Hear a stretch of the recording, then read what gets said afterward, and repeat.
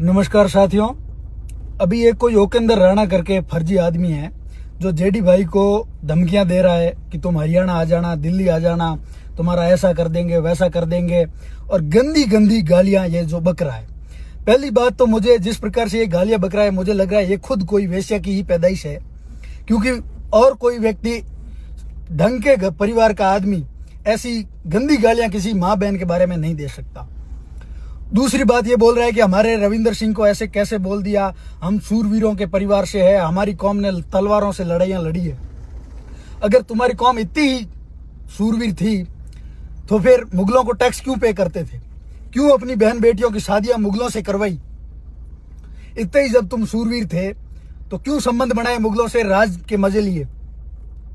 अभी तू धमकी दे रहा है कि आ जाना, पत्रकार आ जाना, जेडी भाई आ जाना, हम दिल्ली हरियाणा में आके बता देना, ऐसे कर देंगे वैसे कर देंगे। जेडी भाई अकेले नहीं, हम सारे साथ में और हम सब आएंगे, दिल्ली भी आएंगे, हरियाणा भी आएगा और तेरे से जो हो कर लेना।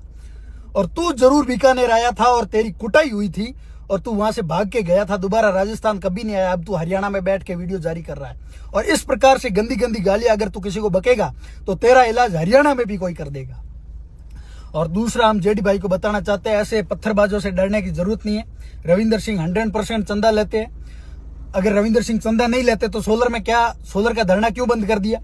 क्या खिचड़ियां कटनी बंद हो गई? क्या सोलर लगना बंद हो गया? रविंद्र सिंह आज एक भी बात उसके बारे में क्यों नहीं करते? क्योंकि रविंद्र सिंह को सोलर की कंपनियों में काम मिल गया। इस कंपनी ने चंदा देने से मना कर दिया तो रविंद्र सिंह ने खुद पे पेट्रोल उड़ेल दिया। अब ये लोग काम दे देंगे तो ये धरना भी समाप्त हो जाएगा। यही तो काम है। इनके खिलाफ कोई बोलता है तो उसके ऊपर पत्थर फेंकवाते हैं। रविंद्र सिंह ने मेरे ऊपर भी पत्थर फेंकवाए, लेकिन हम लोग डरने वाले लोग नहीं हैं, हमेशा सामंती ताकतों से लड़े हैं, आगे भी लड़ेंगे। और जेडी भाई से कहना चाहते हैं, आप अकेले नहीं हैं, हम सारे आपके साथ हैं। ऐसे गालीबाजों से बिल्कुल डरने की जरूरत नहीं है और हम डरने वाले लोग है भी नहीं।